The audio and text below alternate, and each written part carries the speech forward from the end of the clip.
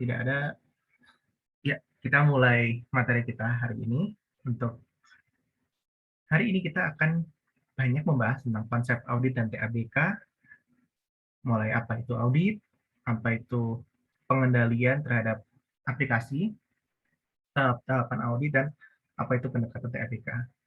Berikutnya, baru di pertemuan kedua, nanti kita akan overview dulu tentang dasar-dasar Excel, terus kita lakukan simulasi sejajar, nanti pertemuan berikutnya baru akan banyak menggunakan Excel. Nanti setelah UTS, kalau misalnya belum ada perubahan, nanti kita akan belajar tentang structure query language atau SQL. Dan tetap akan banyak latihan dan pengujian menggunakan Excel atau SQL. Overall seperti itu. Jadi di hari ini kita akan bahas banyak tentang konsep dulu. Jadi kalau misalnya ada yang mau ditanyakan, nggak perlu raise hand, langsung aja unmute atau klik di chat yang mau ditanyakan yang mana, atau mau yang didiskusikan yang mana.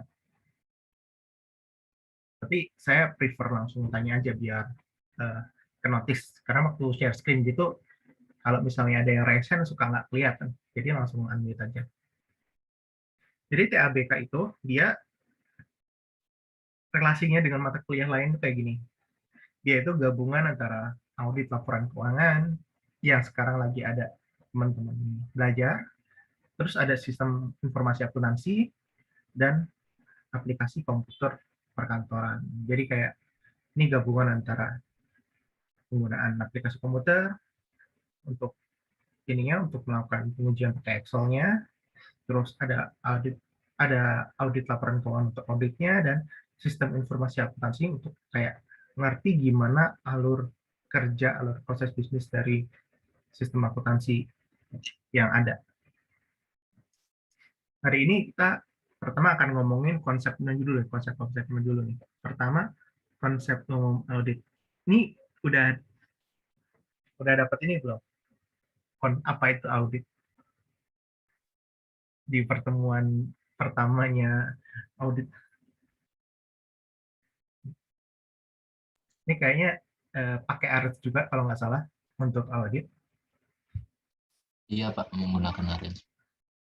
Ini kata ARES dan temennya, audit itu pengumpulan dan evaluasi bukti untuk menentukan kesesuaian antara informasi itu dengan kriteria. Jadi, in a nutshell, audit itu kita ngumpulin aja nih bukti, ngambil buktinya, terus kita uji buktinya, sesuai nggak sama kriterianya. Ini secara terjemahan rada ngaconya, kayak kita ada sebuah ujian gitu. Ada mahasiswa ujian, kita ngecek antara lembar jawabannya dia dengan kunci jawaban. Nah, gampangnya seperti itu. Jadi key-nya adalah pengumpulan dan evaluasi bukti buat ngecek kesesuaian dengan kriteria. Nanti audit ada macam-macam, ada audit laporan keuangan, ada audit teknologi informasi, ada audit kedapatan, ada audit tujuan tertentu, tapi goals-nya adalah tetap apakah dia sesuai antara yang terjadi atau informasi yang didapatkan dengan kriterianya. Biasanya yang membedakan antara audit tersebut itu kriterianya dan sampai derajat mana dia harus mendapatkan keyakinan. Gitu. Tapi overall audit itu ngumpulin bukti, ngecek apakah sesuai dengan kriteria. Nah, di audit itu sendiri, konsep umumnya secara umum kayak gini nih. Kita mulai dari perencanaan sampai pelaporan. Ya kita kayak bikin ya kayak kita bikin event lah. Kayak kita bikin acara, kalian bikin acara kampus kan pertama bikin perencanaan dulu sampai nanti terakhir keluar RPG. Audit pun kayak gitu. Dia ada perencanaannya juga. Di perencanaan itu kita pengen tahu nih kira-kira yang mau kita audit itu barangnya apa sih? Dia harus tahu nih proses bisnisnya kayak gimana. Misalnya mau mengaudit laporan penjualan barang gitu, kita harus tahu nih penjualan barang itu yang kayak gimana sih? Terus dia jalaninnya kayak gimana sih? Nah, itu di perencanaan. Habis itu kita identifikasi nih, oh kalau kita jualan barang, kira-kira apa yang bisa salah ya? Apa yang kira-kira di proses mana dia bakal terjadi fraud gitu misalnya. Atau di mana akan terjadi eh, ada step itu tuh nggak terlalu penting gitu, malah ngabisin energi. Nah, itu di sini kita identifikasi dan menilai resiko bisnis klien audit kita. Kemudian kita juga bikin prosedur analisis awal, terus kita menetapkan tingkat materialitas, terus kita melakukan test of design, atau kita pahami dulu nih, kan kita udah tahu nih proses bisnisnya kayak gimana, dia mau jalanin usahanya kayak gimana, terus dia udah ngelakuin apa aja buat meyakinkan bahwa proses bisnisnya itu benar, misalnya dia punya SOP, kita baca tuh kira-kira pengendalian yang ada itu udah sesuai atau belum sih, atau ada kira-kira ada risiko lain yang nggak diadres atau enggak. Terus di perencanaan juga kita buat program kerja audit. Kemudian kita lakukan uji pengendalian. Uji pengendalian ini ada dua, ada test of control, ada uji substantif.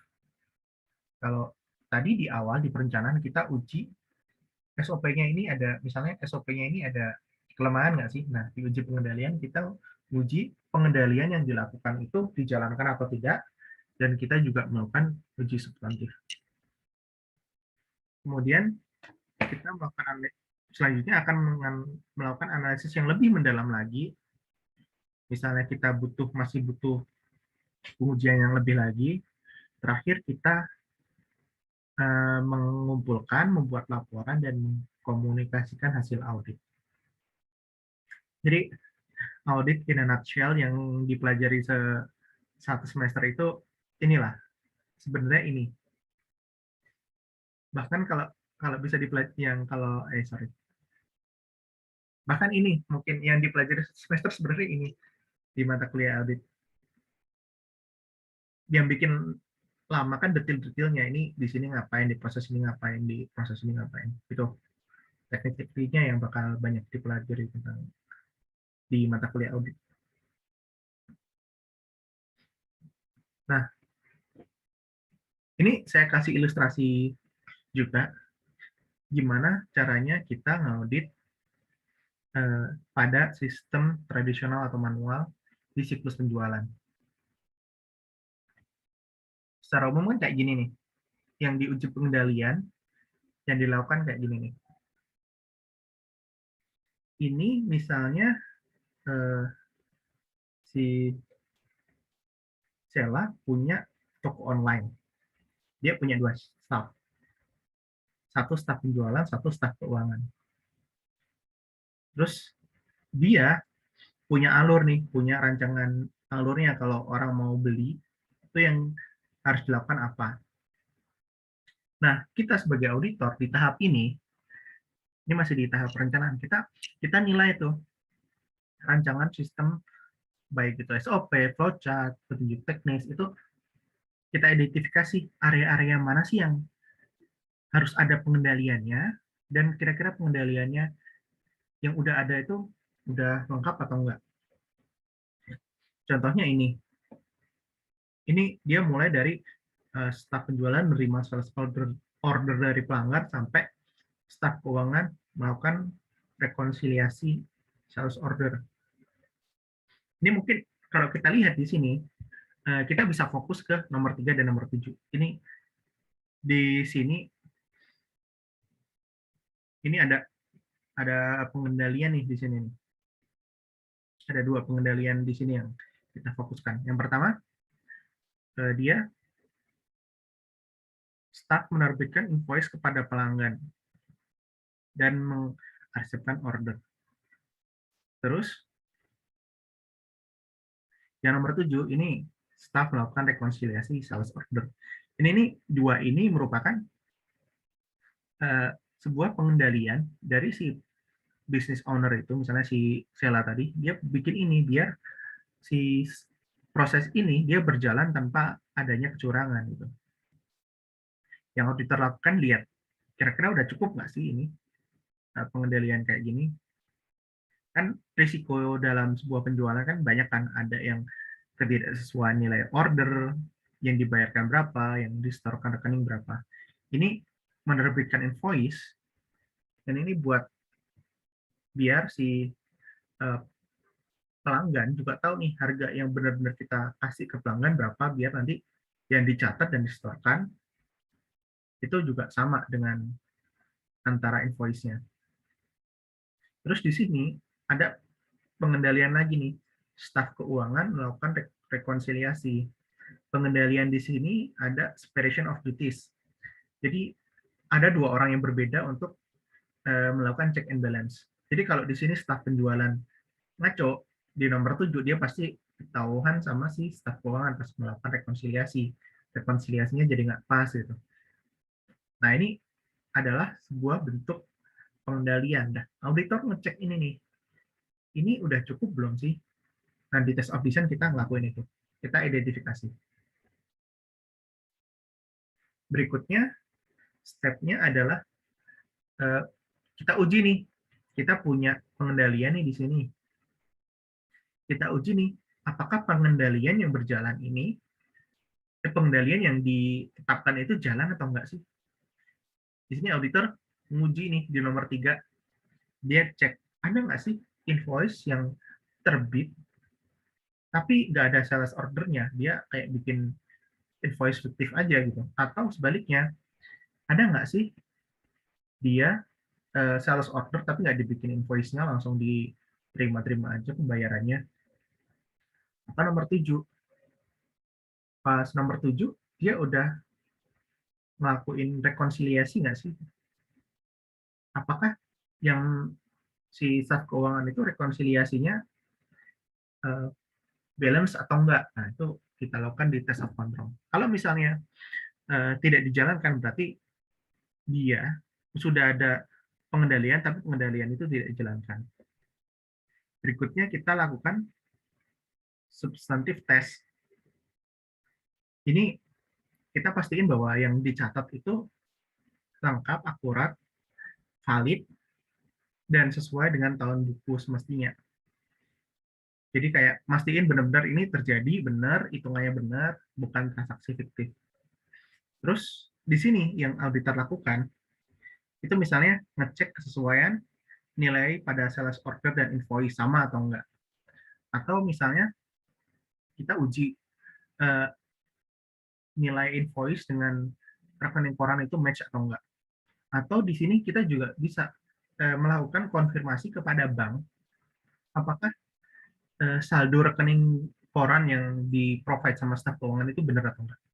Jadi substantif test, kalau yang test of control ini cuma ngecek keterjadian risiko aja karena pengendalian yang tidak dijalankan. Di sini kita masuk lebih dalam lagi untuk melihat transaksinya itu udah benar-benar valid atau enggak. Karena bisa jadi invoice-nya ada nih, invoice-nya ada, sales order-nya ada, direkon benar, tapi ternyata nilainya salah gitu. Kan jadi itu harus cek juga di standar. Nah, pengendalian pada sistem yang manual ini biasanya dia masih menggunakan pengendalian yang tradisional. Mungkin bisa pakai aplikasi, tapi aplikasi sederhana banget. Misalnya cuma buat nyatet. Dan yang lain-lainnya itu dia pakai masih manual. Misalnya invoice-nya benar-benar dia bikin di Word, terus nomornya suka-suka yang bikin invoice. Nah, itu memang kita harus ngecekin satu-satu tuh, ngecek dokumen. Kalau dulu pas masih saya di kantor akuntan publik, kerja di KAP itu kayak vouching namanya, kita ngecek kesesuaian benar-benar dokumennya. Nah, terus apa sih kenapa sih ini kita harus belajar TABK gitu? Kalau misalnya kita bisa uji dengan manual aja, kita lihat dengan kekuatan mata kita. Masalahnya sekarang banyak peralihan dari sistem akuntansi yang dulunya akuntansi itu cuma di akhir, kayak cuma buat ngumpulin laporan aja. Sekarang akuntansi dan proses bisnis itu jadi satu dalam sebuah sistem. Jadi mulai penjualan, keuangan, persediaan itu satu sistem. Itu kita nggak bisa tuh ngecekin dokumennya lagi karena dokumennya mungkin less meaningful dibanding aplikasinya karena semuanya sebenarnya dokumen itu hanya representasi dari data elektroniknya. Nah, ini contohnya pelanggan mesen, periksa stok barangnya ini udah otomatis. Kalau misalnya oke, dia langsung dicatat search ordernya, bahkan dari konfirmasi pembayarannya juga otomatis, misalnya pakai virtual account atau pakai kode unik yang langsung bisa di apa namanya diverifikasi. Kalau kayak gini kan berarti ada pergeseran nih dari dulu yang kita lihat benar-benar ini dokumen-dokumen. Ini sekarang kita lihatnya nih datanya data yang elektronis. Dan yang kayak gini, penggunaan sistem yang terkomputerisasi ini juga akhirnya membawa dampak yang luar biasa kepada proses audit. Jadi auditor, kalau yang dulunya dia hanya lihat banyak menggunakan dokumen atau dengan Excel yang sederhana gitu. Kemudian dengan perkembangan TI yang lebih pesat, akhirnya muncul audit area baru, ada IT audit. Misalnya kita harus dia muncul risiko-risiko baru, misalnya risiko tata kelola tata kelola TI yang kurang memadai atau yang paling banyak dan ngetren banget sekarang itu cyber security. Dulu pas masih ada pakai kertas, orang nggak mikir tuh bakal ada sistem dihack gitu, karena ya kertas gitu. Tapi begitu ada pakai terkomputerisasi semua, online gitu, jadi ada risiko keamanan informasi yang harus ada auditor yang ngecek itu, termasuk infrastruktur TI-nya juga. Kemudian juga masalah operasional audit juga dia sekarang karena misalnya pandemi dia harus menggunakan teknologi informasi untuk melakukan komunikasi dengan auditing. Nah, teknik pengumpulan dan evaluasi buktinya juga ini berkembang. Kalau dulu mungkin Excel aja udah cukup, atau sorry, atau dulu kita pakai kertas aja udah cukup. Kita pakai kertas, bikin bikin pengujiannya tadi di sebuah kertas terus ditentang-tentang, itu udah cukup. Sekarang itu udah nggak cukup lagi karena datanya digital, dia harus dianalisis secara digital pula. Kemudian juga itu berpengaruh terhadap kompetensi auditor. Auditor yang sekarang dengan perkembangan teknologi juga harus sudah tahu risiko dan pengendalian pada sistem informasi. Karena yang seperti yang kita bahas sebelumnya, di tahap perencanaan kita juga harus tahu kan risiko dan pengendalian apa sebelum kita melakukan audit. Nah, di sini kalau objeknya menggunakan sistem informasi, kita juga harus tahu kira-kira risiko dan pengendaliannya apa. Nah, hari ini kita akan lebih banyak membahas ini risiko dan pengendalian pada aplikasi. Karena teman-teman belum dapat mata kuliah audit, mungkin sense untuk identifikasi risiko dan pengendalian belum sangat terlatih, jadi mungkin kita akan bahas di sini. Tapi di sini yang akan saya bahas risiko dan pengendaliannya khusus pada sistem informasi. Mungkin ada yang mau ditanyakan dulu sebelum kita pindah. Kalau nggak ada, mungkin bisa next. Nah, di sebuah sistem yang terotomasi menggunakan komputer atau computerized, itu dia ada dua pengendalian yang muncul. Yang pertama, pengendalian umum atau general control kalau teman-teman mau searching di Google, atau pengendalian aplikasi. Nah, pengendalian umum ini sifatnya menyeluruh pada seluruh aspek TI ini, misalnya eh, levelnya entitas, terus gimana caranya dia tuh yang sifatnya umum-umum, kayak infrastruktur TIK, terus ada pemisahan tugas wewenang gitu-gitu. Yang satunya lagi itu pengendalian aplikasi.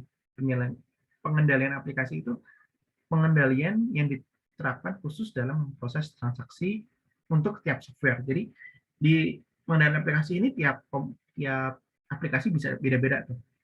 Dia ada yang input, proses, dan output. Nah, fokus kita di pembelajaran ini di sini, pengendalian aplikasi. Nah, contohnya pengendalian yang ada sekarang itu, kalau pengendalian umum contohnya ada yang tentang administrasi, pemisahan tugas dan wewenang, gimana sistem dikembangkan, keamanan fisik, logikal terhadap hardware, software, terus backup dan rencana kontingensi, dan pengendalian hardware.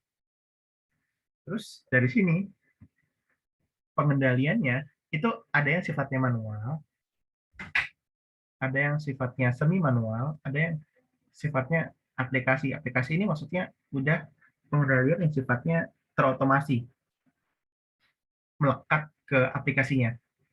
Yang manual ini pengendalian terhadap aplikasinya itu dilakukan oleh manusia. Jadi dia tidak terotomasi, sifatnya manual. Contohnya, misalnya yang manual ini kita dapat data, misalnya ada yang nanti kerja di DJP gitu, terus dapat data SPT suruh input ke dalam sistem. Nah, itu ketika kita input ke dalam sistem dari kertas, kita baca kertasnya itu adalah pengendalian kan sebenarnya harus ada orang yang input, tapi itu manual banget. Jadi resiko galak-galanya biasanya human error. Yang kedua semi manual, dia kombinasi nih. Ini biasanya kalau ada pop-up, apakah Anda setuju dengan hal ini ya atau enggak? Itu dia aktivitasnya manual tapi dibantu dengan TI. Yang terakhir pengendaliannya aplikasi itu udah melekat dan sifatnya terotomasi nih.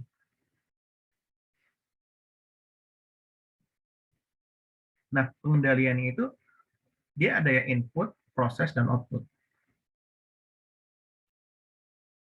Kalau yang input itu intinya adalah gimana caranya kita meyakinkan bahwa input itu akurat, lengkap, dan tidak mengandung kesalahan input. Jadi sebelum data atau sebelum diproses ke dalam sistem, itu harus dipastikan dulu data itu sudah benar, intinya itu. Kalau proses, itu pas datanya mencegah kesalahan pada saat diproses. Misalnya, dia otomatis buat calculation. Gitu. Terakhir, output ini, data itu didistribusikan hanya kepada pengguna yang berhak dan tepat waktu.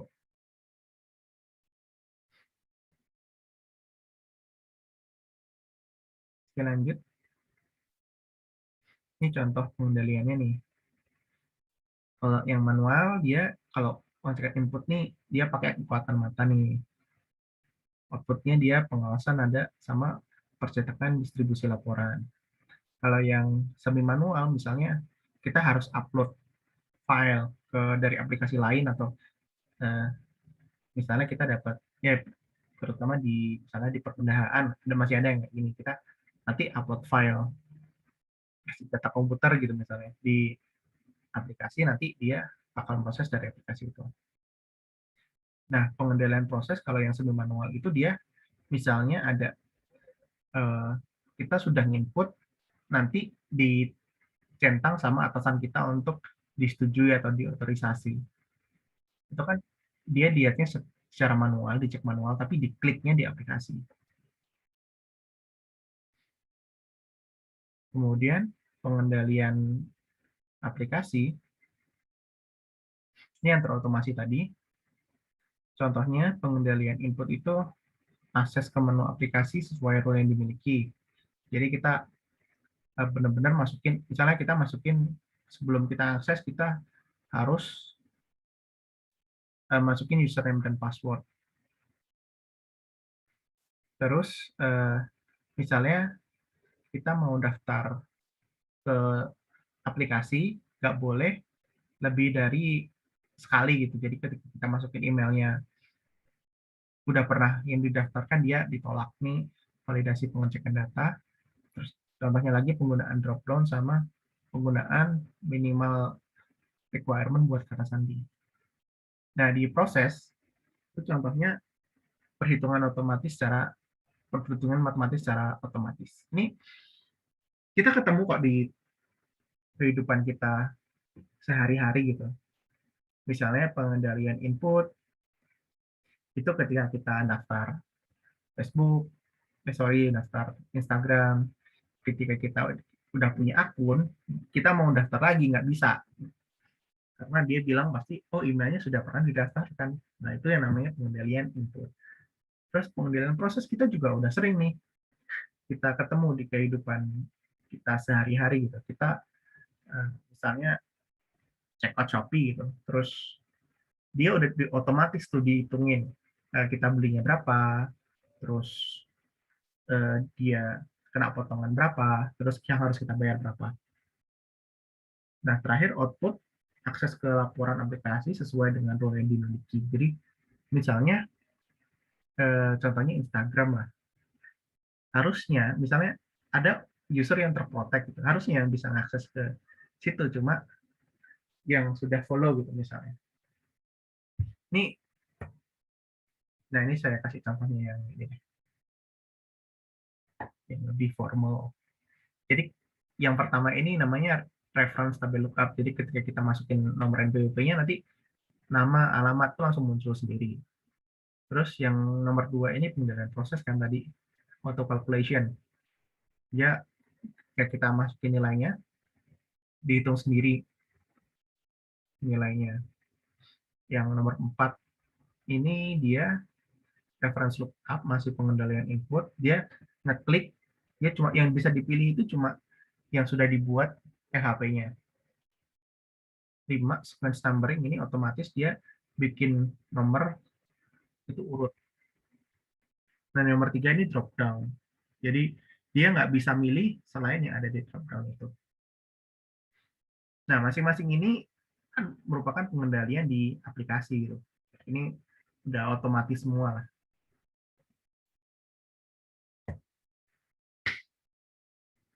Mungkin ada yang kalau mau bertanya langsung aja nanya. Terus konsekuensinya apa nih kalau sudah terotomasi semua?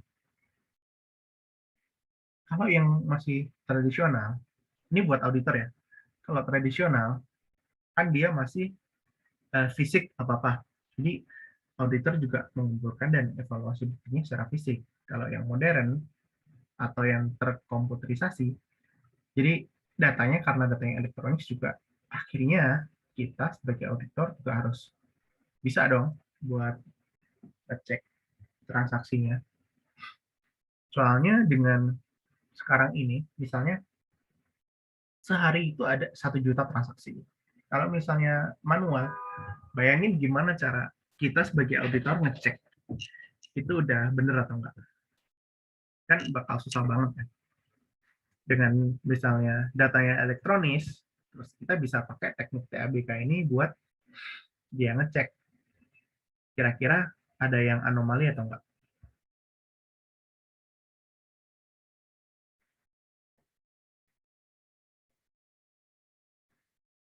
Nah, ini cara ngauditnya pun juga ada sedikit berbeda. Kalau pas masih karena manual, laporan keuangan itu munculnya belakangan banget.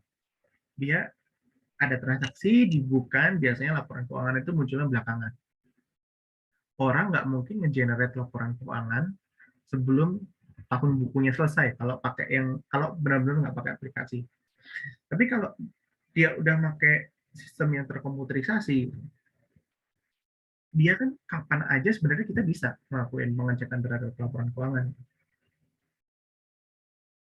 Dan misalnya contoh ekstrim yang tradisional itu ibu-ibu yang jualan di tokonya sendiri, terus dia nulisnya di buku gitu kan, itu kan kita harus selesai dia tutup bukunya dulu, direkap sama dia, baru kita bisa ngecek. Kalau di sini kita bisa cek kapan aja. Pendekatannya ada around, through, atau with. Mungkin saya kasih kesempatan buat tanya dulu tentang pengendalian, atau terlalu cepat dan ada yang harus dijelaskan kembali, just let me know. Izin bertanya, Pak. Yuk, gimana Gara? Di slide 22, Pak. Mungkin, Pak. Saya masih bingung di situ, Pak.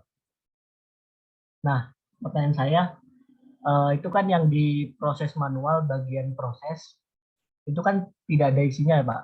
Apakah itu berarti jika dilakukan pengendalian dalam proses, akan terjadi ketidakefisienan atau keefektifan atau bagaimana, Pak? Atau memang tidak bisa dilakukan pengendalian, Pak, di manual prosedur? Saya masih belum. Oh, gini. Jadi Konfirmasi. mungkin saya jelasin lagi deh di sini. Jadi pengendalian kan tadi ada yang manual, semi manual, sama aplikasi. Ini pengendalian ini kita ngomongin sebuah sistem ya. Misalnya saya ambil contohnya yang gampang dan teman-teman selalu pakai itu, misalnya sebut saja e-commerce namanya Bukalapak gitu. Sebut saja begitu. Pengendalian input itu misalnya seller masukin jumlah barangnya ke aplikasi. Itu pengendalian input yang manual. Ini pengendalian input yang manual. Kenapa gitu? Karena si aplikasi ya udah terima aja seller masukin barangnya. Dia ngaku punya 1000 juga, ya udah diterima aja gitu. Yang proses kan prosesnya udah dijalankan sama sistem. Jadi dia nggak user si seller maupun buyer kan nggak bisa ngapa-ngapain di proses karena dia udah pakai sistem. Ini kita ngomonginnya pengendalian pada sistem ya. Jadi bukan pengendalian secara umum satu SOP, tapi pengendalian khusus pada sebuah sistem atau sebuah aplikasi. Gitu. Oh, baik, Pak. Terima kasih, Pak. Iya, jadi kayak yang saya contohin tadi yang manual itu, ini pada sistem ya. Kita punya aplikasi, punya sistem, tapi di dalamnya itu pengendaliannya nggak semua dikerjakan sama aplikasinya. Ada yang masih manual, ada yang semi manual. Nah, yang kenapa nggak ada di proses? Karena yang manual itu dia nggak, karena dia udah pakai sistem nih, prosesnya dilakukan secara otomasi. Cuma masih ada pengendalian yang harus manual gitu, karena misalnya user harus input atau hasil outputnya dicetak dikasih ke siapa. Ada juga yang dia semi manual, dia harus melakukan otorisasi apakah Anda bersedia ya tidak, itu kan kontrolnya di manusianya tapi dia dibantu aplikasi. Kalau yang aplikasi kita ngomongin yang pengendalian pada sistem yang full aplikasi itu dia otomasi, si aplikasinya yang bakal melakukan gitu. Makanya di sini ada proses, ada output. Izin bertanya, Pak. Kenapa di bayangan saya itu, Kak, kalau sistemnya itu semuanya itu masih membutuhkan bantuan manusia kan, Pak? Berarti itu kayak masih semi manual semua, Pak. Nah, saya minta contoh dong, Pak, kalau misalnya yang full aplikasi semua itu apa ya, Pak, ya sistemnya, pengendaliannya? Kalau menurut saya sampai kalau kalau full banget itu sepertinya nggak relevan juga sih. Pasti aplikasi masih ada campur tangan manusia, kecuali dia memang aplikasinya itu benar-benar dia nerima dari aplikasi lain dan ngeluarin outputnya langsung gitu. Dia nggak nerima input dari manusia. Itu ada. Misalnya pernah tahu payment gateway nggak? Contohnya itu, payment gateway. Jadi dia terima pembayaran dari e-commerce, dia yang proses buat ngecek ke bank. Itu kan nggak ada campur tangan manusia tuh. Jadi pengendaliannya semua aplikasi dia. Cuma kalau aplikasinya kayak yang aplikasi pada umumnya, baik aplikasi laporan, aplikasi keuangan, aplikasi e-commerce, even misalnya kita lakuin sosmed, itu kan masih ada user input. Selama ada user input, biasanya masih ada yang pengendaliannya berupa manual. Misalnya kita belanja di e-commerce ya, dia udah punya nih pengendalian aplikasi. Misalnya atasan dia nggak boleh jelek gitu. Terus dia semuanya udah diproses, tracking juga harus ngikutin dia gitu. Itu manusia udah nggak ikut campur tangan. Tapi di situ masih ada pengendaliannya, pengendalian input, yaitu ketika misalnya di proses ini dia mau bayar, udah jalan, dia udah selesai nih, dia mau bilang setuju bahwa barang sudah diterima. Itu kan tetap harus oke, barang diterima, dipencet. Itu kan pengendalian manusia tuh.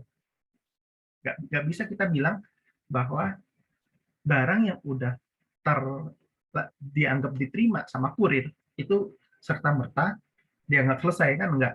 Kan ada tombol oke, barang diterima selesai. Nah, barang diterima selesai itu meskipun ada tombol di aplikasi, tapi yang menentukan selesai atau enggaknya itu manusia.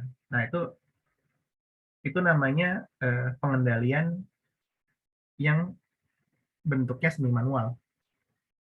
Begitu, Zak.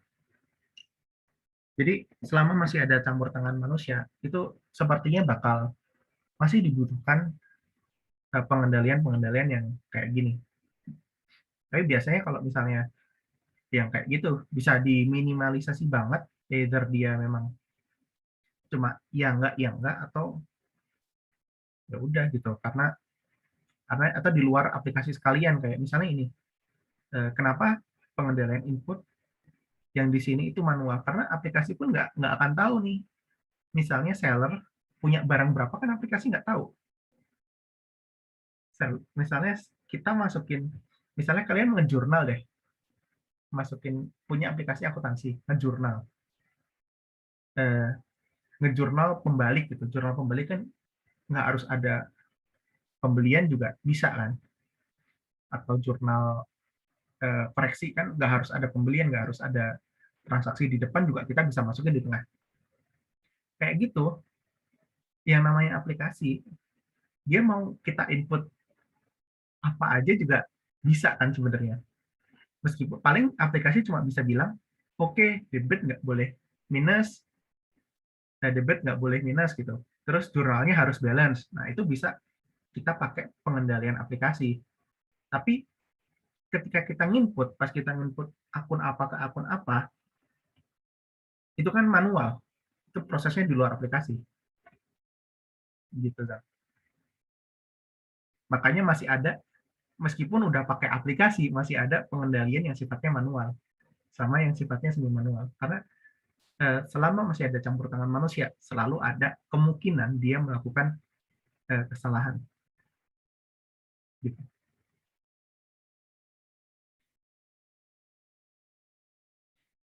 Lanjut.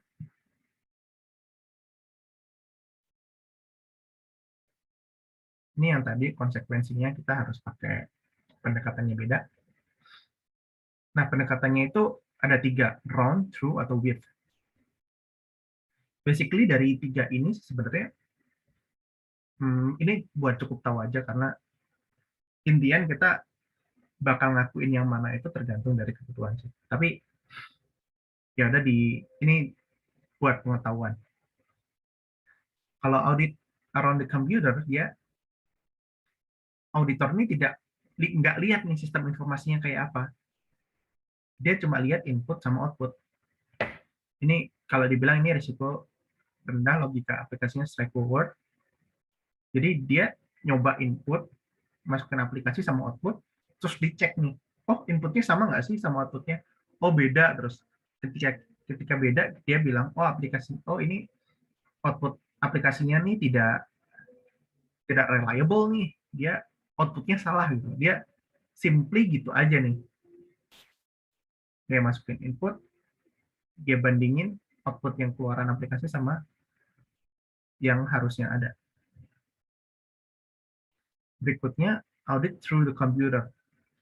Ini auditor meriksa langsung kepada programnya nih. Jadi apa namanya? Kita lihat si codingannya si aplikasi ini kayak gimana sih? Dia bener nggak sih bikin rumus di dalamnya? Terus ini enaknya pakai ini, auditor itu lebih yakin kan dia tahu dalamannya aplikasinya kan. Terus tapi drawback-nya adalah itu butuh resource yang sangat besar, terus keahlian teknis. Siapa coba sekarang auditor harus liatin kode gitu. Kalau aplikasinya gede kan bisa ini banget, bisa nggak selesai audit engagement-nya sebelum deadline.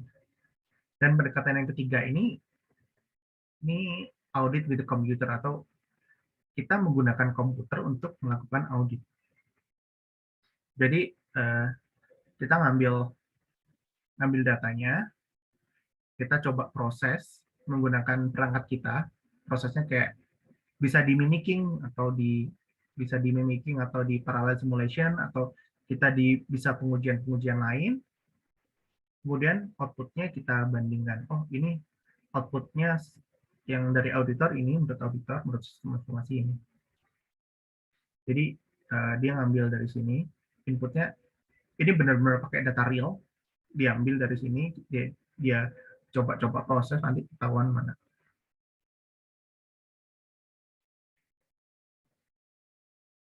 Nah, terus kita lanjut ke TABK. Sebenarnya apa sih TABK?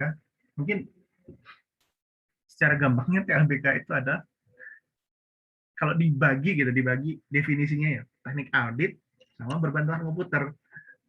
Yang namanya teknik audit itu kan cara-cara auditor untuk dia bisa membuktikan keadaan yang terjadi itu kayak gimana sih, apakah sesuai nggak sama kriteria. Nah itu teknik audit.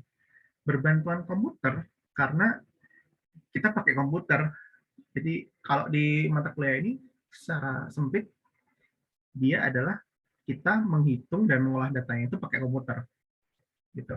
Jadi definisinya, secara definisi ya kita bagi aja jadi dua itu, teknik audit sama berbantuan komputer. Nah kalau Itjen Kemenki sih mendefinisikan TABK itu seperti ini: teknik analisis data untuk melakukan pengujian efektivitas pengendalian, terutama untuk pengendalian aplikasi maupun substantif, apalagi menggunakan data yang besar dan kompleksitas tinggi. Beberapa orang juga punya definisi masing-masing. Ini ada yang berupa dia alat teknik berbasis komputer untuk auditor melakukan fungsi audit, atau alat detektif yang digunakan untuk pengujian secara langsung maupun tidak langsung terhadap logika internal aplikasi. Dan terakhir ini IAA, dia bilang teknik audit terotomasi untuk membantu auditor internal. Jadi secara umum TABK dalam audit itu dia bisa dibilang hanya merupakan teknik auditnya. Kan teknik audit ada banyak kan, ada yang observasi, ada yang wawancara. Nah itu TABK ini teknik auditnya nih. Jadi bukan sebuah hal yang berbeda antara kita melakukan audit dan kita melakukan TABK. Jadi TABK itu sendiri adalah part of audit. Nah, cara pengujiannya itu ada beberapa. Ada yang secara langsung maupun tidak langsung. Nah, yang pengujian secara langsung dia pakai tes data nih. Tes data itu dia caranya auditi itu punya aplikasi kan. Aplikasinya kita cloning nih. Aplikasinya kita cloning, terus kita uji. emang sih enak gitu, kita bisa dapat cloningannya, kita bisa uji di situ, nggak ada data yang berantakan di database aslinya, tapi kan effortnya luar biasa tuh untuk cloning aplikasi. Berikutnya ada ITF atau Integrated Test Facility. Jadi di sini di ITF ini auditor bikin inputan dummy.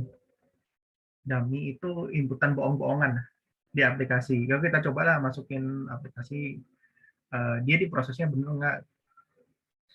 Itu enak sih, nggak effort, cuma akhirnya di database-nya si klien pengawasan atau audit kita, kan ada data-data sampah kita tuh yang harus dibersihin. Nah, itu report-nya di situ. Terus yang berikutnya, parallel simulation. Kita pakai aplikasi sendiri untuk bandingin hasilnya dengan aplikasi yang kita uji. Berikutnya, ada juga embedded audit module. Ini dia di aplikasinya ada modul audit. Jadi auditornya atau auditnya pas bikin aplikasi itu dia udah bikin yang namanya kriteria-kriteria khusus yang ketangkep ketika dia ada kejadian gitu, misalnya harusnya ini less likely banget debit itu nggak boleh minus, tapi dia ternyata minus, dia muncul hasilnya di EAM ini. Dan terakhir ini pakai generalized audit software, ini pakai software lain untuk melakukan ekstraksi dan analisis data dari aplikasi proses bisnis di auditinya. Kelebihannya ini lebih mudah sih. Jadi nggak harus kita obrak-abrik dalaman aplikasinya, kita dapat datanya, kita uji dari datanya itu. Bisa pakai Excel, misalnya pakai SQL, atau bisa pakai SQL. Itu nama aplikasi. Dan manfaatnya ini menurut si SPAP, setidaknya 9 manfaat ini bisa dibaca sendiri. Tapi in general, karena semua aplikasinya kan bentuknya datanya digital dan banyak, kita nggak dengan pakai TABK kita bisa cek semuanya nih apakah sesuai dengan kriteria kita atau enggak. Ketika nggak sesuai kriteria atau ada yang salah, kita langsung temuin di seluruh datanya, bukan sampling lagi. Jenis perangkatnya ini bisa spreadsheet, bisa pakai query atau reporting application, atau DBMS, generalized audit software. Itu ini jenis-jenis perangkatnya. Tapi untuk mata kuliah kali ini kita akan bahas banyak di Excel sama SQL. Dan kalau misalnya rekan-rekan sekalian pengen jadi auditor, dimanapun itu, ataupun pengen jadi data analis, saya saranin banget untuk paling nggak tahu yang namanya SQL. Karena back-end atau di balik aplikasi itu, most likely dia bakal simpan di SQL. Dan minimal Excel. Excel ini kayaknya sayang banget kalau misalnya kerja nggak tahu Excel.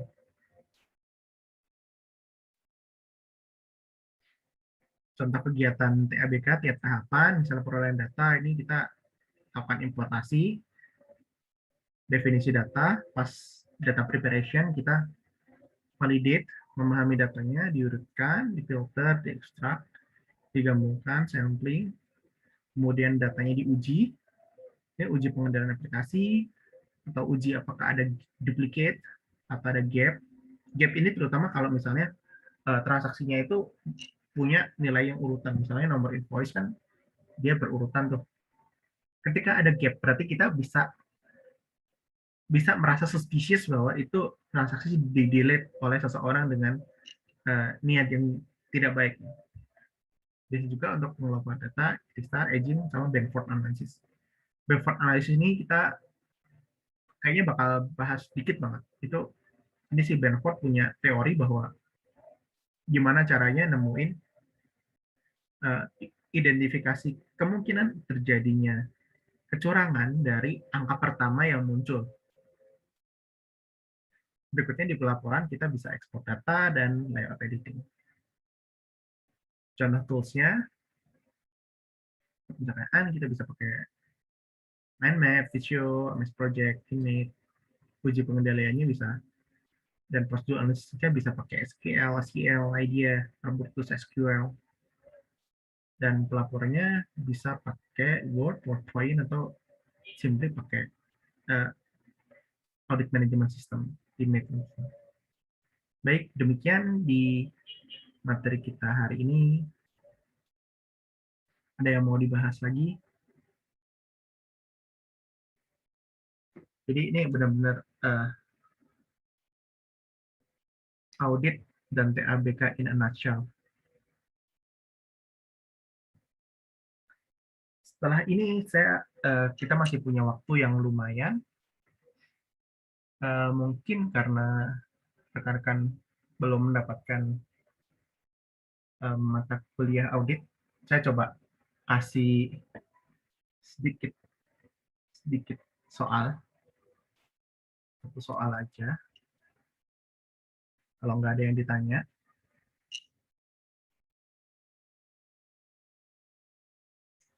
Jadi nanti saya bagi jadi 5 kelompok. Kelompoknya random aja berdasarkan hasil breakout room. Nanti masing-masing kelompok saya kasih waktu 15 sampai 20 menit, tapi saya harapkan 15 menit. 20 menit 20 menit diskusi di kelompok masing-masing tentang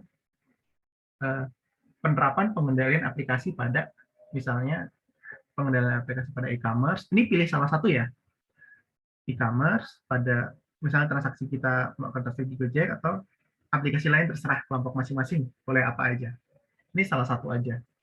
Coba di list dia ada risiko apa, ada pengendalian apa, dan jenis pengendaliannya input, proses, atau output. Tapi di sini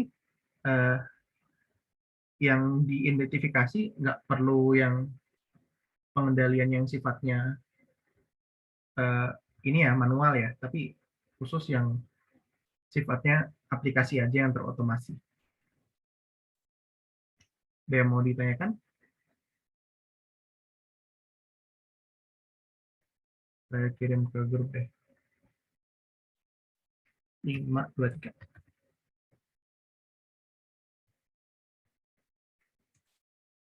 Kalau nggak ada, mungkin bisa on cam dulu bentar, kita capture buat bukti kuliah.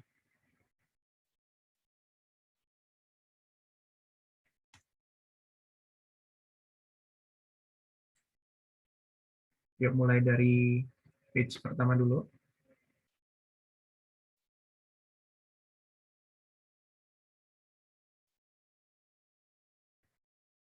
Setelah itu page kedua.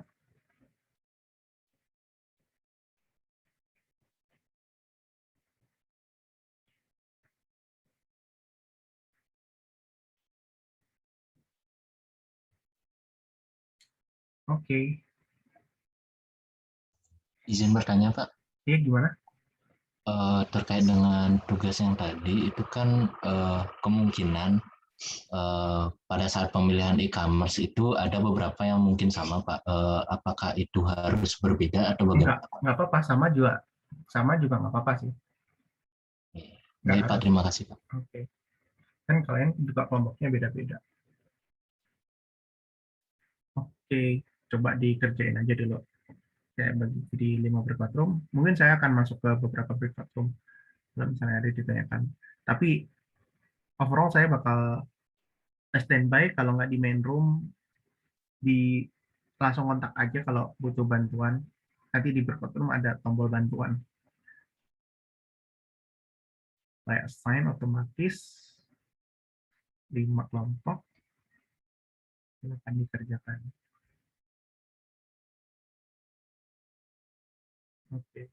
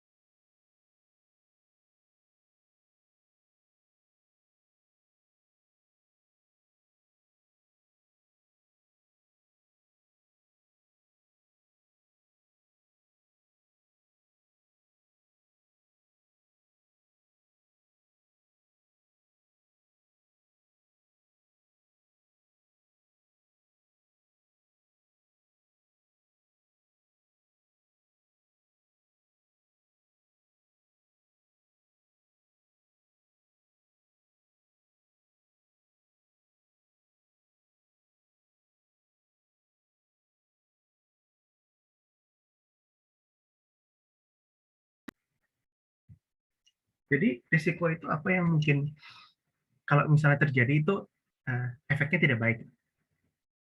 Pertama, nomor satu, oke, risikonya terdapat pelanggan yang punya 2 akun dengan pengendalian email hanya bisa dipakai 1. Terus yang kedua, lupa kata sandi saat check out barang. Ini lebih pengendaliannya ini saya kurang ini sih sebenarnya, kayaknya ini bukan pengendalian di aplikasinya, bukan pengendalian yang terotomasi gitu. Dia memberikan verifikasi nomor telepon. Nah, mungkin lebih cocoknya gini. Lebih cocoknya pengendaliannya itu lebih cocoknya risikonya adalah hanya orang yang mempunyai akun yang bisa melakukan login gitu. Pengendaliannya bisa menggunakan username dan password, itu pengendalian input. Terus juga untuk verifikasi menggunakan nomor telepon atau email, itu juga pengendaliannya input karena dia sebelum masuk ke aplikasi. Jadi pengendalian input itu adalah dia jagain sebelum apapun yang sebelum masuk ke aplikasi itu dijaga, itu masuknya pengendalian input. Gitu. Terus nomor 3 ini menurut saya bukan sebuah risiko ya. Pembayaran pakai ShopeePay bakal ada pemberitahuan benar atau belum. Risikonya apa nih? Ya, emang kalau ada pemberitahuan itu salah, enggak kan? Jadi mungkin lebih cocoknya yang nomor 3 itu pembayaran menggunakan ShopeePay bukan oleh pengguna. Pengendaliannya adalah verifikasi menggunakan password atau sidik jari. Itu masuk pengendalian input. Karena bakal ada pemberitahuan benar atau belum itu hanya sebuah statement, bukan sebuah risiko. Kecuali gini, risikonya adalah Shopee menampilkan pemberitahuan yang salah saat penggunaan ShopeePay. Itu sebuah risiko. Pengendaliannya adalah dia pemberitahuan diberikan dengan nominal sebesar nilai transaksi, gitu. Misal pengendaliannya itu. Nah, itu baru deh pengendalian. Nah, mungkin pengendalian proses itu untuk memperlihatkan kira-kira benar atau enggak untuk di yes atau no. Terus yang nomor 4, mungkin lebih cocoknya nomor 4 itu kalimat risikonya adalah penggunaan ShopeePay yang melebihi batas nominal. Untuk melebihi, langsung tulis aja berapa batasnya misalnya. Pengendaliannya mungkin ini bukan, menurut saya ini bukan pengendalian terhadap risiko ini gitu, karena ini adalah fitur gitu, bukan risiko dan bukan pengendalian. Mungkin lebih cocoknya gini, untuk pengendalian verifikasi menggunakan KTP dan foto yang itu merupakan pengendalian input, mungkin bisa dibilang gini, risikonya adalah pengguna ShopeePay ShopeePay disalahgunakan oleh orang yang tidak bertanggung jawab gitu misalnya, atau ShopeePay digunakan untuk transaksi kejahatan. Itu risikonya. Pengendaliannya verifikasi menggunakan KTP dan foto, which is itu pengendalian input. Jadi yang ini mungkin ShopeePay menggunakan lebih batas nominal, itu mungkin bisa dielaborasi lagi kira-kira risiko dia sebenarnya apa sih? Atau kalau misalnya memang risikonya adalah penggunaan ShopeePay yang melebihi batas nominal, itu pengendaliannya adalah mungkin lebih cocoknya penggunaan ShopeePay tidak boleh melebihi saldo yang ada. Jadi ketika pengendaliannya, ketika dia saldonya itu tidak cukup, dia nggak bisa lanjut. Nah, itu juga pengendalian input, belum pengendalian proses. Terus juga yang terakhir tentang penjualan fiktif nih. Risikonya adalah terdapat penjualan fiktif. Risikonya adalah terdapat kolom penilaian. Nah, menurut saya ini bukan pengendalian terhadap penjualan fiktif. Meskipun ada kolom penilaian, penjualan fiktif bakal terjadi kan. Mungkin lebih tepatnya, kalau misalnya penjualan fiktif itu pengendaliannya adalah terdapat menu komplain. Dan itu masuknya mungkin bukan pengendalian yang benar-benar terotomasi di aplikasi, karena itu dia sifatnya manual. Dan itu masih itu pengendalian proses, tapi bukan di aplikasinya, tapi manual atau IT dependent manual. Dia manual tapi menggunakan aplikasi. Jadi lebih cocok mungkin pengendalian untuk penjualan fiktif itu adalah kolom komplain dibandingkan kolom penilaian.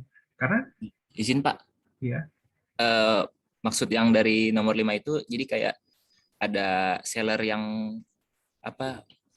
tujuannya itu untuk menipu gitu Pak. Sellernya itu belum terverifikasi sebagai penjual yang baik dan benar, seperti itu Pak. Jadi makanya pengendaliannya itu ada kolom penilaian bareng sama dari penjualnya terdapat kolom penilaian. Ini dari kalimatnya rada ambigu soalnya kalau kayak gini. Karena penilaian itu sendiri menurut saya bukan untuk mengurangi, bukan untuk menanggulangi hal itu gitu, tapi itu udah kejadian gitu, dan itu bukan ranahnya di pengendalian aplikasi yang terotomasi, karena harus ada manusia ikut campur di situ. Mungkin lebih tepatnya kalau tadi case-nya adalah belum terverifikasi, pengendaliannya malah verifikasi dulu nih. Gitu. Aku ngerti sih maksudnya dengan adanya kolom penilaian, orang itu nanti bisa nilai jelek, di kemudian hari dia nggak akan di itu lagi gitu. Orang nggak akan beli di situ lagi. Terus juga si pembeli, kalau pembelinya udah ratingnya jelek, si penjual nggak mau nih berurusan sama pembeli itu lagi. Ngerti saya di situ, tapi untuk itu sebuah jadi pengendalian yang sifatnya otomatis itu belum. Itu karena yang namanya kolom penilaian penjualan itu satu, dia nggak langsung menanggulangi penjualan fiktif itu. Kedua, dia masih otomatis. Dengan yang kita bahas di sini sebenarnya saya pengen sih dapatnya tadi yang benar-benar by aplikasi terotomasi gitu sih.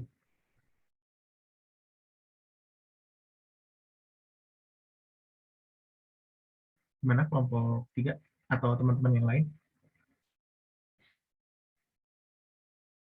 Jadi gitu sih. Jadi kalau kayak gini, jadi kurang bisa menjawab dari risiko itu. Baik Pak, terima kasih Pak. Oke, lanjutnya dari kelompok berapa yang mau? Mungkin kita pakai ini aja.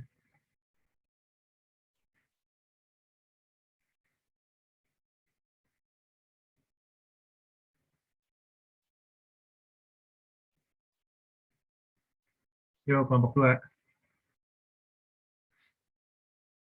Kelompok 2 ada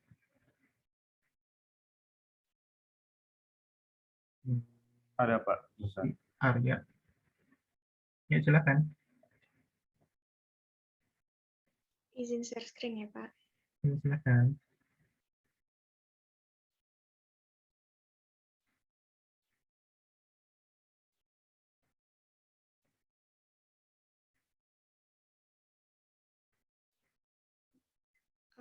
Untuk kelompok 2, kelompok kami membahas tentang ShopeePay. Yang pertama itu ada akun fiktif. Akun fiktif ini maksudnya di awal mendaftar akun Shopee kan hanya memerlukan nomor telepon atau email. Jadi data diri pengguna itu kurang jelas. Nah, untuk mencegah adanya risiko tersebut, maka perlu pengendalian yaitu verifikasi data diri menggunakan KTP dan foto. Lalu untuk proses itu salah input nominal transaksi. Pengendaliannya dengan memotong saldo ShopeePay secara otomatis tanpa harus menginput manual jumlah transaksinya. Untuk yang output transaksi gagal ini maksudnya misal pembeli sudah membayar dan berhasil, tapi dari sisi penjual belum merasa menerima pesanan karena pembayaran belum diterima. Oleh karena itu, pengendaliannya dengan memunculkan bukti transaksi di akun pembeli, sehingga jika kejadian tersebut terjadi, buktinya itu ada dan bisa dicatatkan gitu, Pak. Terima kasih, Pak. Oke, makasih. Bisa dijelaskan lagi maksudnya transaksi gagal itu apa?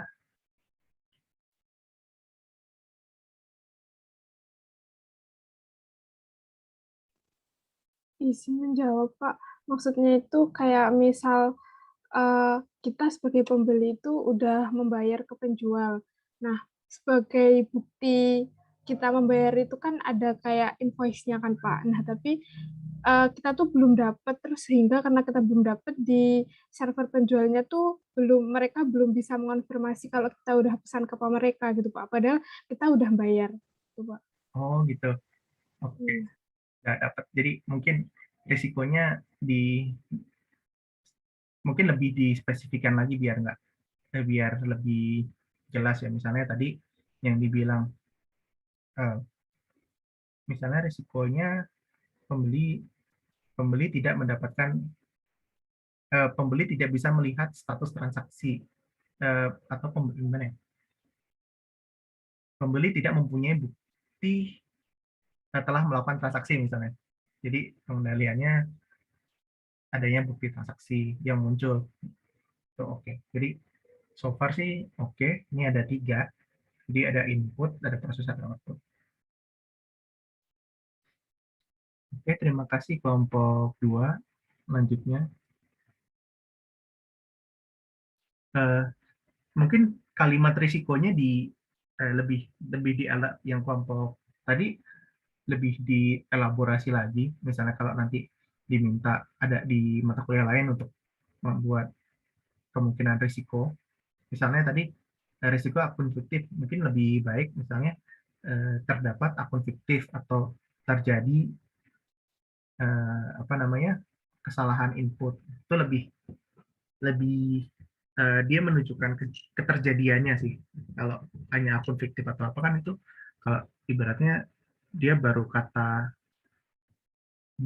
baru non lah, belum verb. Gimana sih? Ya intinya itu baru kata benda, belum kejadiannya. Oke, lanjut tadi kelompok 2 tentang Shopee Pay. Makasih tadi yang share screen.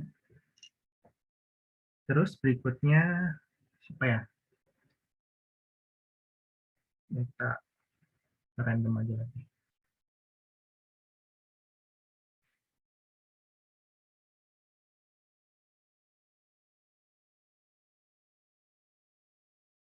Yo, kelompok 5.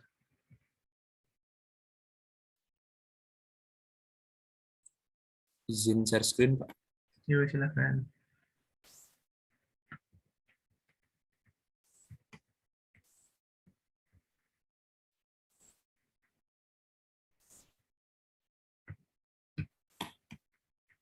Yo, silakan Yoga. Izin, saya Yoga Nurwahyu Pratama dari kelompok 5 akan membahas pengendalian di e-commerce. Yang pertama, alamat pembeli tidak sesuai, sehingga kurir tidak dapat menemukan lokasi. Pengendaliannya, pembeli harus verifikasi identitas dalam pembuatan akun. Jenis pengendaliannya, input. Penjual tidak bertanggung jawab menjual barang-barang ilegal. Pengendaliannya, sistem memblokir kata kunci barang ilegal. Jenis pengendalian proses. Yang ketiga, pembeli yang tidak membayar pesanan sehingga membuat stok penjual berkurang. Pengendalian dalam 24 jam apabila dibatalkan oleh sistem akan dibatalkan oleh sistem sehingga bertambah kembali. Jenis pengendaliannya proses. Yang keempat, pembeli tidak mengonfirmasi barang yang telah sampai sehingga penjual tidak mendapat pembayaran lebih cepat. Pengendaliannya, jika tidak mengonfirmasi barang dalam 2 hari, secara otomatis sistem akan mencatat barang tersebut. Pengendaliannya output. Terima kasih kelompok 5. Kalau dari saya cuma satu komentarnya. Untuk yang terakhir itu kalau menurut saya lebih cocok ke proses karena pengendalian output itu dia lebih ke pengeluaran dia mengeluarkan report kayak tadi contohnya bukti transaksi, bukti pembelian gitu. Tapi kalau di sini karena dia itu masih dalam siklus aplikasinya, kayaknya lebih cocok untuk pengendalian proses.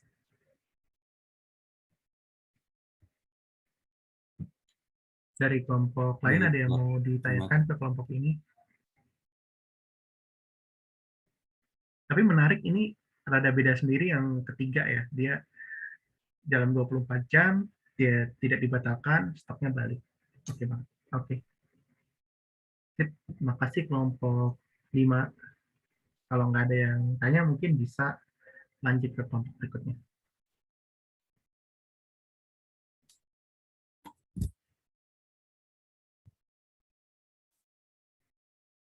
Kelompok berikutnya, ya berapa nih? Kelompok 1.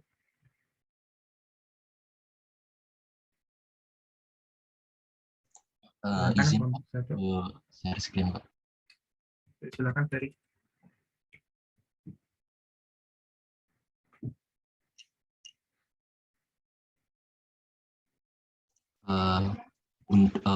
Terima kasih atas kesempatannya. Untuk kali ini kami dari kelompok 1 akan mempresentasikan terkait dengan risiko aplikasi dan juga pengendalian pada aplikasi Shopee. Nah, di sini kami membagi 3 terlebih dahulu untuk risikonya. Untuk di bagian input, yang pertama itu pemilik nomor atau email memiliki akun lebih dari satu atas email dan nomor yang sama. Yang kedua, terdapat penipuan dengan transaksi ShopeePay. Yang ketiga itu pengambilan benefit akun baru lebih dari sekali. Kemudian pada sisi proses itu terdapat kesalahan jumlah barang yang akan diproses serta kurangnya perhitungan ongkos kirim dan pajak pada saat ingin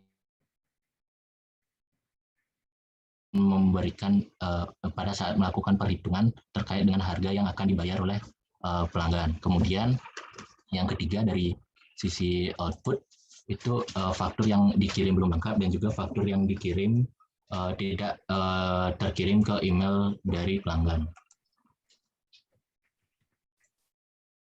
Kemudian untuk pengendaliannya dari sisi input yang tadi terdiri dari lebih dari satu email, itu mungkin bisa dilakukan satu email saja yang didaftarkan atau satu nomor saja. Yang kedua, agar bisa melakukan transaksi di ShopeePay dengan fitur lengkap harus menambahkan input berupa KTP dan foto diri. Itu terkait dengan terdapat akun yang sebagai akun bodong lah, bisa dibilang seperti itu. Yang ketiga itu terkait dengan pengendalian di input. Yang terakhir itu satu email hanya bisa satu kali membuat akun baru yang mendapatkan benefit. Yang kedua dari sisi proses itu bisa dilakukan pengendalian perhitungan jumlah barang yang akan dibeli beserta harga dengan spesifikasi pajak dan ongkos kirim serta secara komputerisasi. Artinya secara otomatis dilakukan oleh sistem. Dan yang terakhir dari sisi output itu dapat dilakukan pengendalian, melakukan otomasi kelengkapan faktur, dan yang kedua dilakukan otomasi pengiriman email terdaftar dari pelanggan. Mungkin seperti itu Pak. Terima kasih. Oke. Terima kasih kelompok 1. Dari saya sih nggak ada komentar masalah yang kelompok 1. Oke, clear. Yang lain gimana?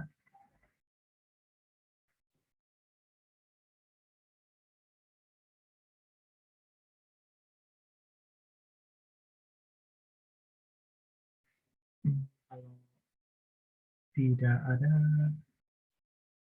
mungkin bisa kita wrap up materi kuliah kali ini.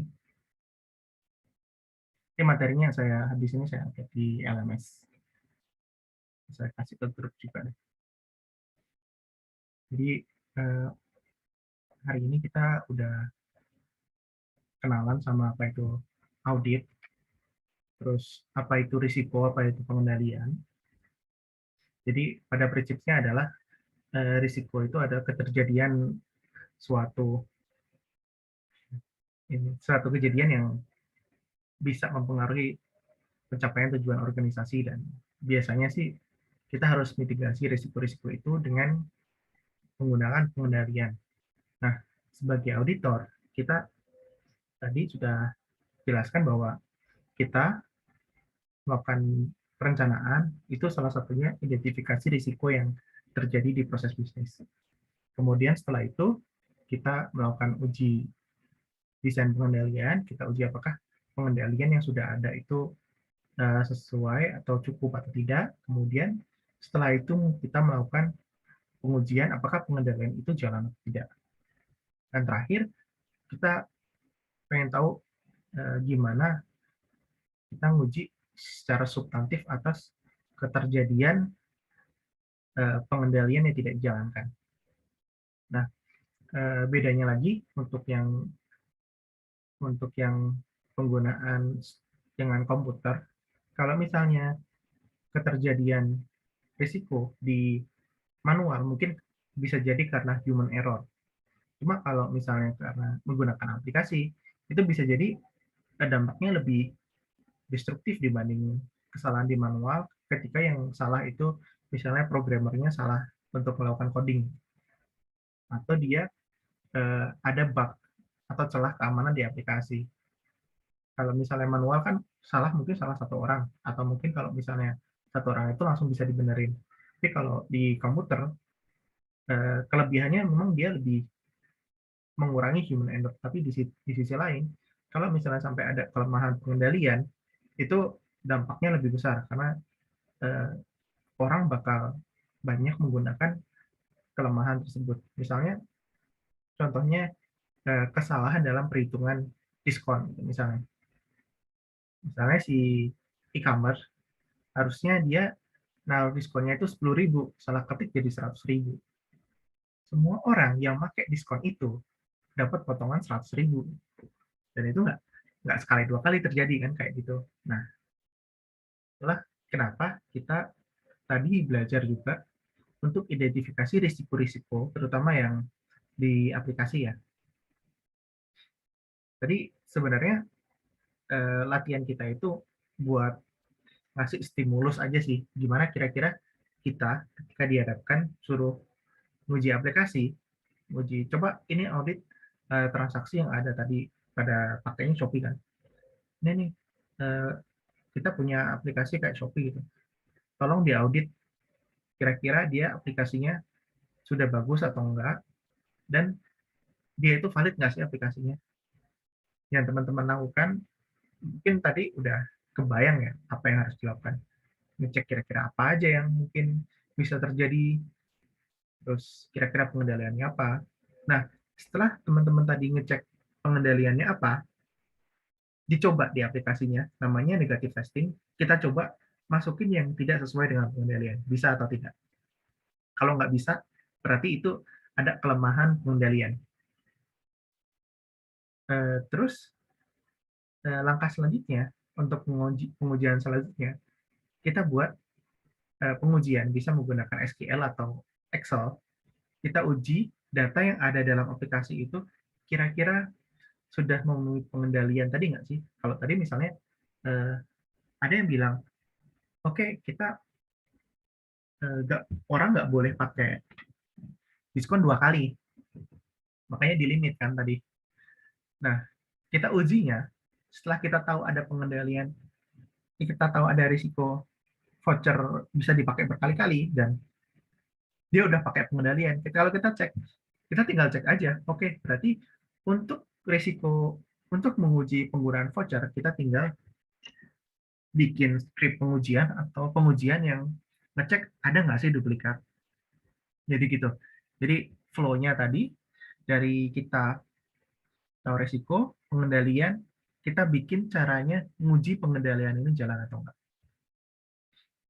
Overall kayak gitu. Jadi ada pengendaliannya aplikasi, manual, sama semi manual. Jadi masing-masing nanti punya risiko sendiri-sendiri, baik risikonya itu secara manual maupun aplikasi. Kalau misalnya risikonya manual, biasanya untuk pengujiannya juga manual gitu. Misalnya tadi kesalahan input gudang, persediaan. Kita nggak bisa tuh menguji persediaan di gudang itu menggunakan aplikasi. Mau nggak mau kita harus ngecek barangnya ada di gudangnya. Gitu. Ada lagi yang mau dibahas? Gimana, Azam? Gimana? Izin tanya, Pak. Ini emang cuma 4 kelompok aja yang presentasi, Pak ya? Oh iya.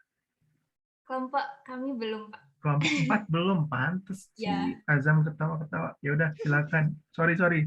Lupa. Baik, Pak. Izin share screen, Pak, dan teman-teman. Ya, silakan.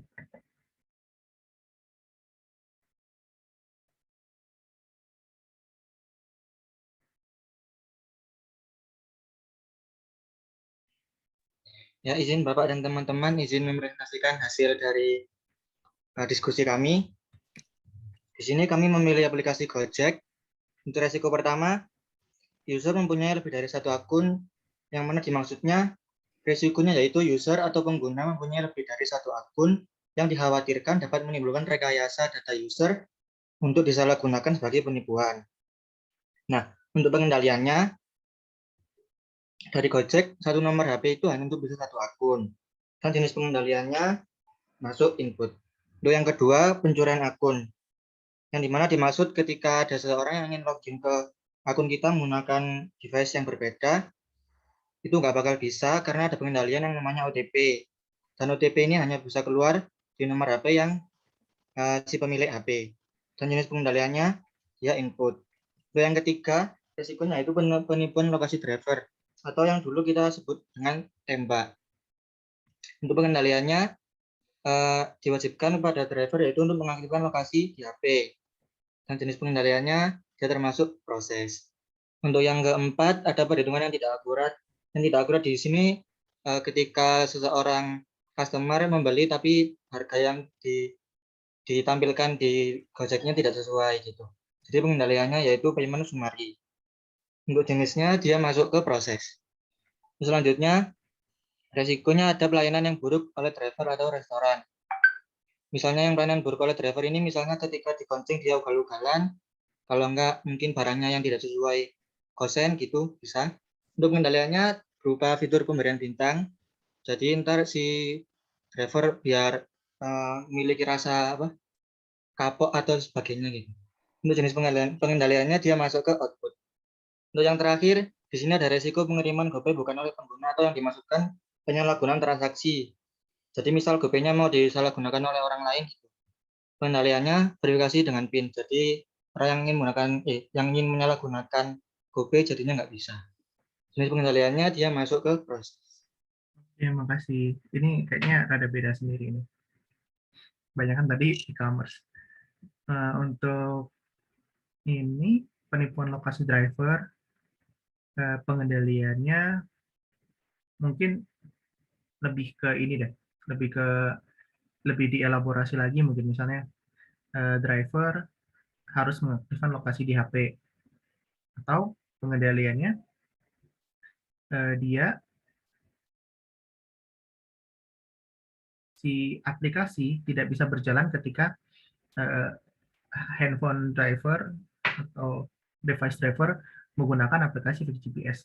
Nah, tapi dua-duanya ini adalah jenis pengendaliannya di input karena dia belum masuk ke sistem. Jadi seperti yang saya jelaskan tadi, apapun yang belum masuk ke dalam sistem, dia di cut di tengah itu masih masuk input. Terus di terakhir juga sama tuh verifikasi dengan PIN itu masuknya di ini. Kalau masukin PIN-nya dan identifikasi PIN itu masuk ke input.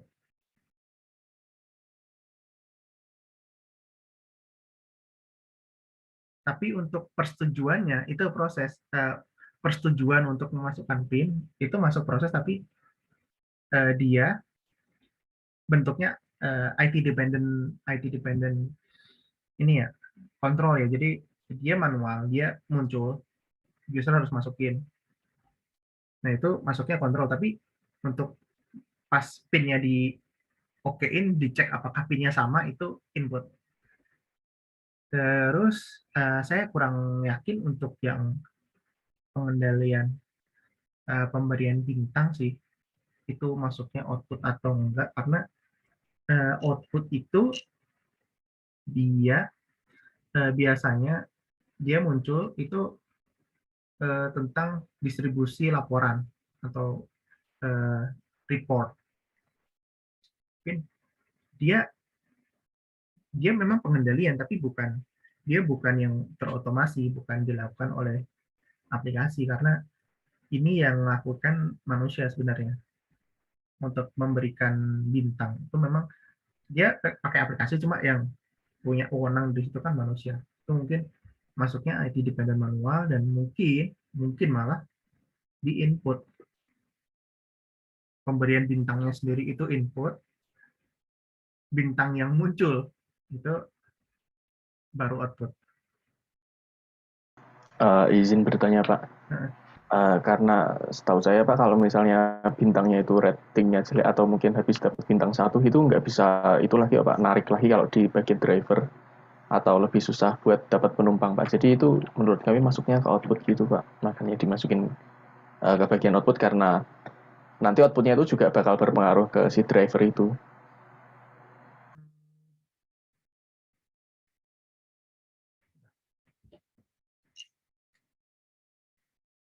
Malah kalau di satu sisi itu masuk ke input juga kan sebenarnya si driver itu, karena dia menurut saya ini masih bintang itu sendiri itu posisinya di tengah. Ketika bintangnya muncul, nongol report bintangnya itu, output dia nampilin bintangnya kepada pengguna, itu adalah output tuh.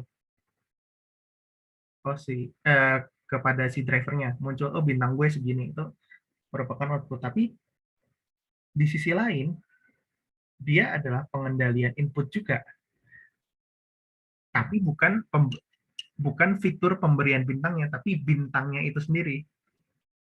Misalnya risikonya adalah si customer mendapatkan driver dengan pelayanan yang buruk. Dia bikin pengendalian prosesnya gini.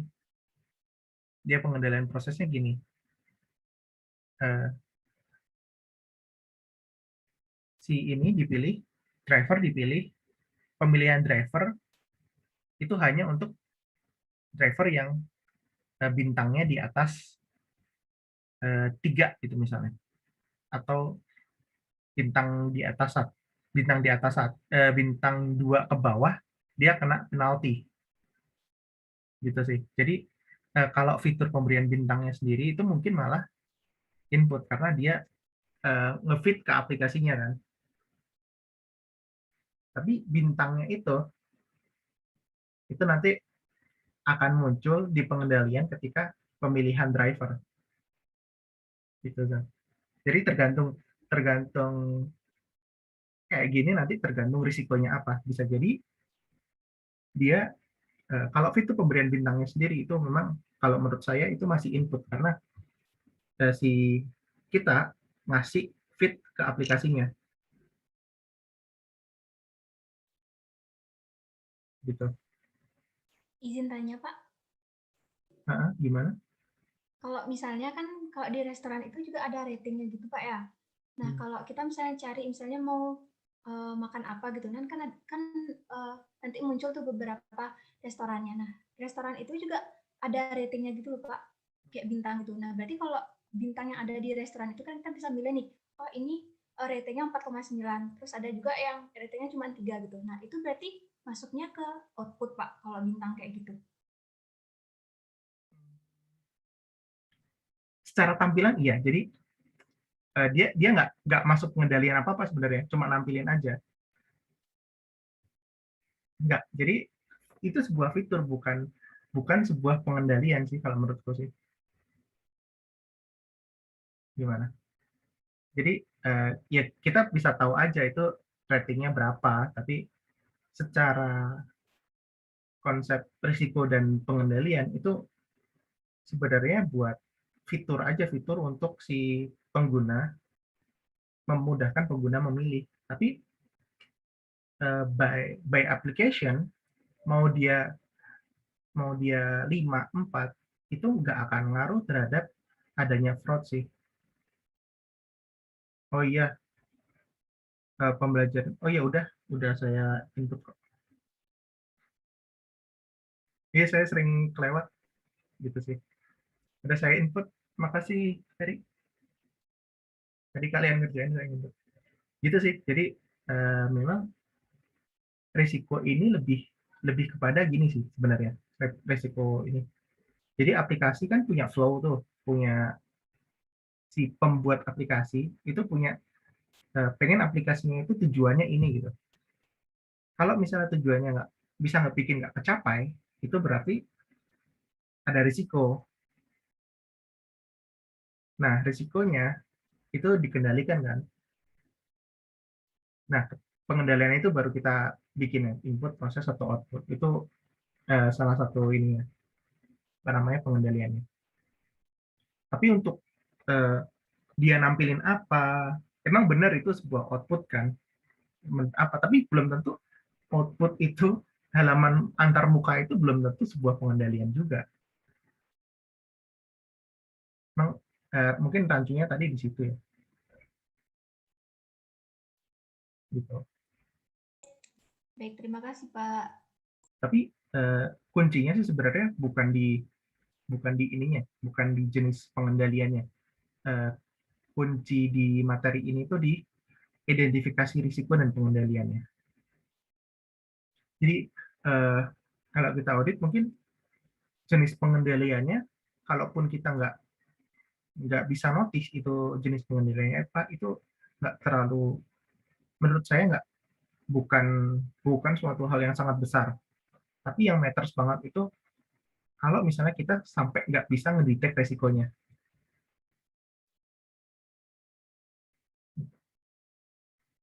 Jadi yang key point-nya di risiko dan pengendalian. Jenis ini untuk memudahkan kita aja. Aplikasi kan ada input, proses, output. Nah, dia ini risikonya di sebelah mana? Gitu.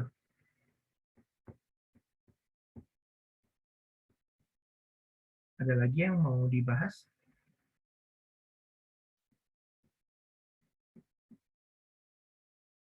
Kalau tidak ada, saya cukupkan dulu. Kalau misalnya ada diskusi lagi, bisa kita diskusi di WhatsApp.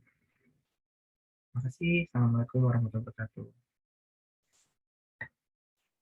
Terima kasih Pak. Waalaikumsalam warahmatullahi wabarakatuh. Terima kasih, Pak. Terima kasih Pak, selamat siang. Terima kasih Pak. Terima kasih Pak. Udah dikasih alarm. Oke. Sampai bertemu minggu depan. Saya end meeting dulu.